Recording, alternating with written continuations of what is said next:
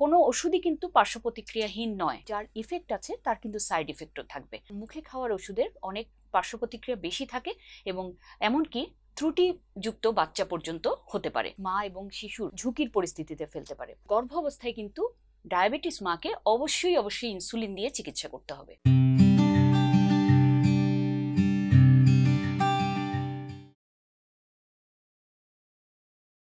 আর ডায়াবেটিসের সঙ্গে যেটা চলে আসবে, আসলে খুব টাইট কন্ট্রোল ডায়াবেটিস করতে হবে আমাদেরকে গর্ভকালীন সময়ে। হয়তো আপনি নর্মাল অবস্থায় একটু 19-20 হলেও যেটা সেরে যেতে পারে, কিন্তু সন্তান ধারণ করা অবস্থায় কিন্তু আপনাকে এই ব্যাপারে একদম 1% রিস্কও নেওয়া যাবে না। কারণ আপনার সন্তান, আমরা সবাই চাই একটি সুস্থ সুন্দর সন্তান পৃথিবীতে জন্ম নিক।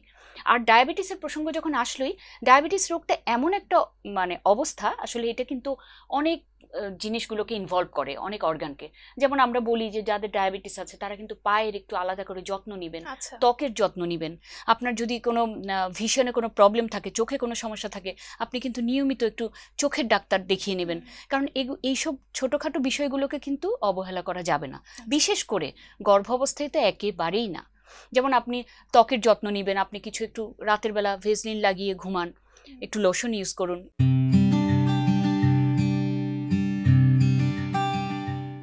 শীতকালীন সময়ে যেমন কারো যদি ব্রঙ্কিয়াল অ্যাজমা থেকে থাকে, যাকে আমরা সাধারণভাবে হাঁপানি বলে থাকি, যদি হাঁপানি থেকে থাকে তাহলে কিন্তু মনে রাখতে হবে শীতকালে কিন্তু সেটা অনেক বেশি মাত্রায় বেড়ে যেতে পারে। আপনি কিন্তু যার কাছে আছেন, যিনি মেডিসিন বিশেষজ্ঞ, যিনি আপনাকে দেখছেন বা হাঁপানির চিকিৎসা করছেন, তাকে কিন্তু অবশ্যই জানাবেন যে আপনি এখন গর্ভবতী হয়েছেন এবং সেই অনুযায়ী আপনার একটা প্রেসক্রিপশন কিন্তু আপনি তার কাছ থেকে নিয়ে নেবেন। চিকিৎসকের পরামর্শ অবশ্যই লাগবে, যেহেতু এখানে একটি জীবন নয়, এখানে দুটি জীবনের প্রশ্ন। কাজেই আপনি যখন আপনি সারা বছর ধরে যেসব ওষুধগুলো খেতেন, সেগুলো কিন্তু অবশ্যই আপনার বিশেষজ্ঞ চিকিৎসকের মাধ্যমে তাকে দেখিয়ে তারপরে আপনাকে ব্যবহার করাটা খুবই উচিত হবে। কারণ হচ্ছে, যেমন আমরা ইনহেলার ইউজ করতে দেই যাদের অ্যাজমার প্রকোপটা বেড়ে যায়, কারণ গর্ভাবস্থায় কিন্তু এটা বেড়ে যাওয়ার মাত্রা বেশি, আবার শীতকালেও বেড়ে যাওয়ার মাত্রা বেশি, দুটো মিলে তখন কিন্তু এক্সাজারেট হয় এবং মায়ের জন্য কিন্তু খুব কষ্টকর হয়, পেইনফুল হয়।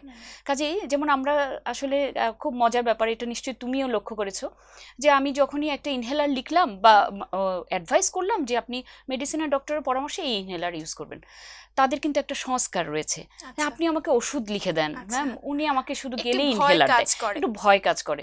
কিন্তু আসলে এ ব্যাপারে কোনো সন্দেহ থাকবার কোনো অবকাশ নেই। মনে রাখবেন যে আপনি যেটা খাচ্ছেন সেটার চাইতে কিন্তু অ্যাজমার জন্য, বিশেষ করে হাঁপানির জন্য, ইনহেলার কিন্তু অনেক ভালো।